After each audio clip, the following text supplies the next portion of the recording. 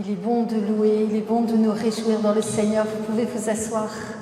Il est bon de proclamer combien son nom est grand, son nom est puissant, qu'il est le roi de nos vies, le roi de nos cœurs. N'est-ce pas? C'est le roi de vos cœurs. Alors c'est ce que nous allons voir approfondir pendant tout ce rassemblement. Alors ce rassemblement qui s'appelle donc Festival de la Miséricorde dans l'unité des chrétiens. Pourquoi? Comme je vous l'ai dit, c'était une deuxième édition. Nous sommes arrivés à Cognac, au prieuré Claire de Castelbajac, un petit peu au-dessus de Cognac, il y a un peu moins de 3 ans. Et puis on a découvert la région avec joie, émerveillement, les beautés des paysages, la luminosité du ciel charentais. On a découvert l'histoire.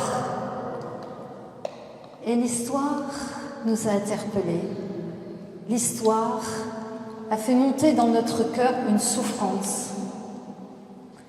Parce qu'on a compris, découvert de façon de plus en plus, je dirais, insidieuse, forte, douloureuse, cet affrontement, ces guerres entre catholiques et protestants. Et nous, vous savez, notre communauté s'appelle Serviteurs de la Miséricorde. La miséricorde est importante pour nous, celle que nous recevons de Dieu, celle que Dieu manifeste. Toute la Bible nous parle de miséricorde. Et nous, on est profondément convaincus les uns et les autres parce qu'on a fait l'expérience de cette miséricorde dans notre cœur. Et on s'est dit, mais quand on est dans la miséricorde, on ne peut pas rester indifférent à toute division. On ne peut pas. On ne peut pas se ériger des murs entre les personnes, entre les groupes, entre les communautés, entre les différentes façons de penser, entre les pays.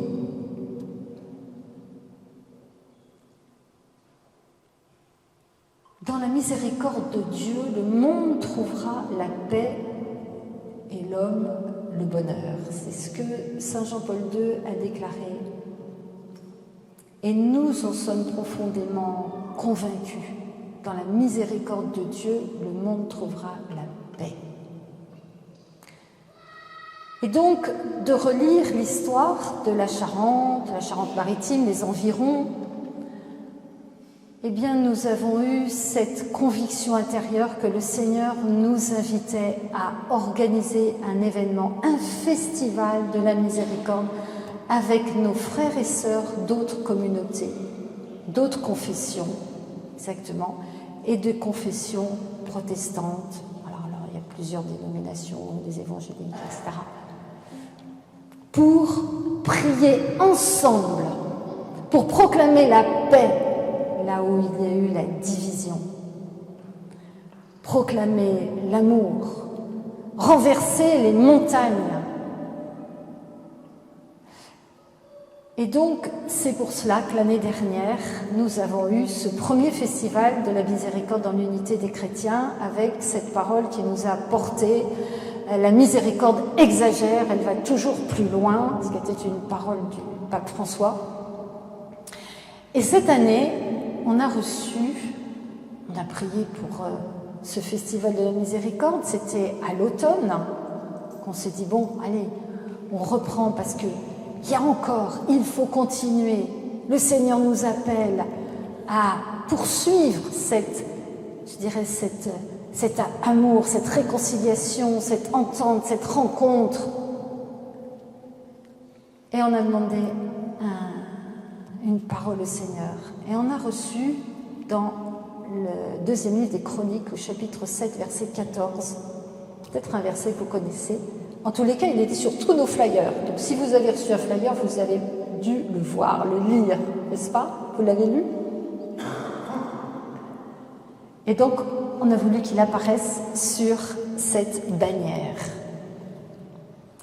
Il est écrit « Si mon peuple sur qui est invoqué mon nom s'humilie, prie, cherche ma face, s'il se détourne de ses mauvaises voies, je l'exaucerai et lui pardonnerai son péché et je guérirai son pays. » Et les mois ont passé. Et au fur et à mesure que les mois ont passé, on s'est dit, mais la guérison du pays, la guérison du pays. Est-ce que vous avez soif, vous avez envie de voir notre pays guéri? Oui. C'est vrai que quand on voit tout ce qui se passe en France, on se dit vraiment, la France a besoin d'être guérie pour retrouver sa place de fille aînée de l'Église. Alors, ce verset va jalonner tout notre rassemblement sur ces 3 jours. Et pour avoir la guérison du pays, eh bien, il y a des conditions. Il y a des conditions pour la guérison du pays. Parce que ce verset commence par un petit mot. Vous le voyez, ce petit mot? Si. Eh oui, si. Si. Si mon peuple, sur qui est invoqué mon nom. Mon peuple. Dieu, dans la Bible, a dit « mon peuple ». Il n'a pas dit telle confession, telle autre, telle autre, telle autre. Il a dit « mon peuple », c'est-à-dire tous ceux qui sont attachés à moi. Eh oui, tous ceux qui sont attachés à moi. C'est ça, le peuple de Dieu. Comme l'a dit le pape François, quand il y a des persécutions, ceux qui persécutent les chrétiens, ils ne vont pas commencer à leur demander avant de les tuer s'ils sont catholiques, évangéliques, ceci ou cela. Toi, t'appartiens à Jésus. C'est ça le peuple de Dieu. C'est ceux qui appartiennent à Jésus, qui proclament que Jésus est le Seigneur. Alors, si mon peuple sur qui est invoqué mon nom s'humilie, c'est la première condition, s'humilier, c'est-à-dire se repentir, c'est-à-dire reconnaître ses fautes, reconnaître ses faiblesses. Se repentir, finalement, qu'est-ce que c'est?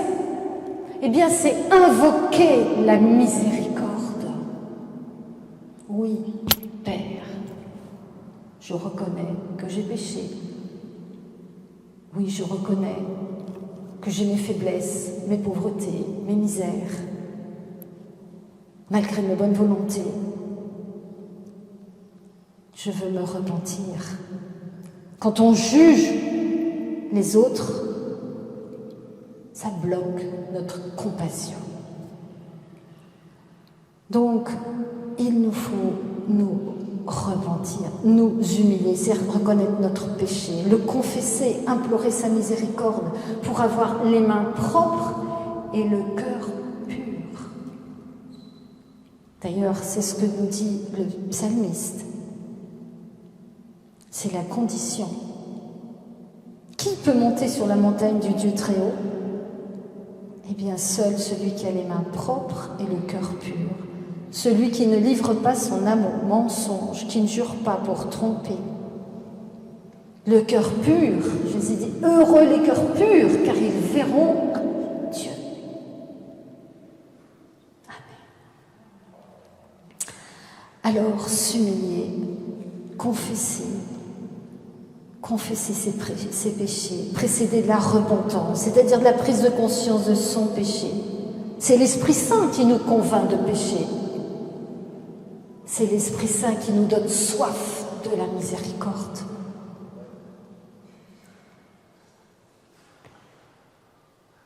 Et puis, la deuxième condition, c'est Après, s'humilier, c'est prier. Si mon peuple sur qui est invoqué mon nom s'humilie, prie. Prie avec intensité, ensemble, tous ensemble. Même lieu, même cœur, un seul cœur, une seule âme, comme à la Pentecôte, lorsqu'ils étaient tous réunis dans la chambre haute, ils étaient tous unis, ensemble, priaient ensemble. Même cœur. Priez, priez avec persévérance, avec endurance, avec le désir, la soif de voir Dieu intervenir. Si mon peuple s'humilie, prie. Et ensuite, cherche ma face.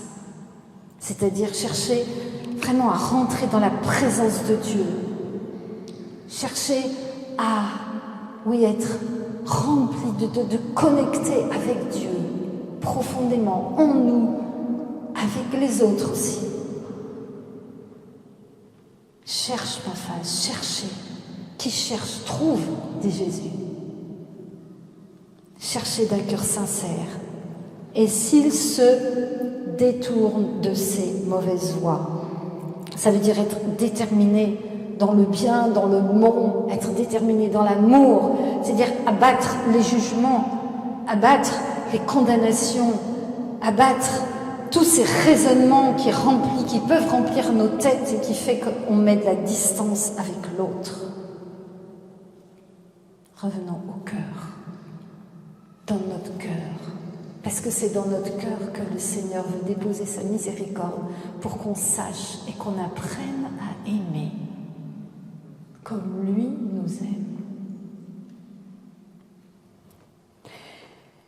Alors voilà, et alors là, la promesse s'accomplit. Alors Dieu dit, je l'exaucerai des cieux, je pardonnerai son péché et je guérirai son pays.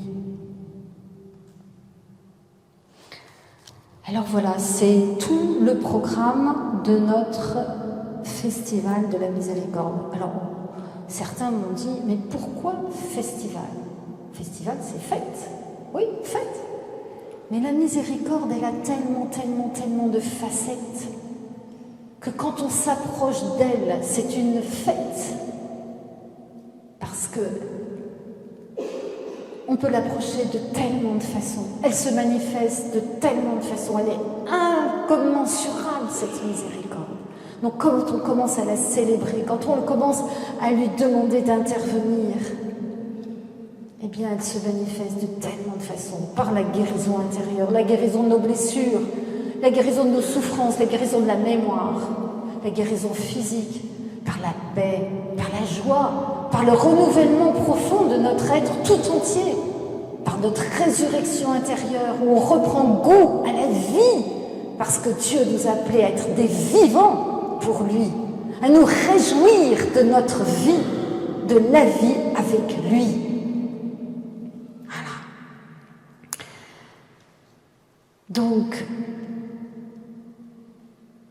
Voilà. Donc demain, vendredi, on va laisser la miséricorde transpercer nos cœurs, traverser nos cœurs.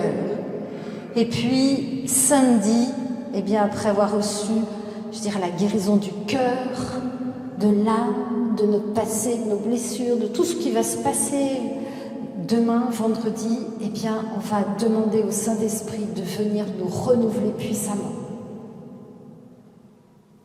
Recevoir la puissance du Saint-Esprit pour témoigner. Dieu a fait des merveilles dans ma vie. Il m'a redonné vie. Et dimanche, dimanche c'est le 14 juillet. C'est un bon jour pour prier pour la guérison de notre pays, n'est-ce pas? Eh bien, c'est ce que nous allons faire dimanche. Voilà. Et alors, notre grande joie, à nous, serviteurs de la miséricorde, et ma grande joie aussi, c'est de pouvoir vivre et, partager ce festival avec le Père Jean-Baptiste, qui est avec nous, Alzac, qui vient du diocèse de Nanterre, avec Steve Jaffa, avec Luc Lebert, avec Jean-Philippe Rouillet, il y aura Monseigneur Brouvet demain, et puis le frère Gilles Ferrand dimanche. Voilà. Une équipe d'amis, une équipe de passionnés de Dieu qui veulent voir la gloire de Dieu toucher les cœurs, les corps, transformer la vie pour que nous établissions des ponts, c'est-à-dire de l'amour et pas de la haine, c'est-à-dire pas des murs. Vous êtes d'accord ? Vous êtes d'accord pour vivre ça tous ensemble ?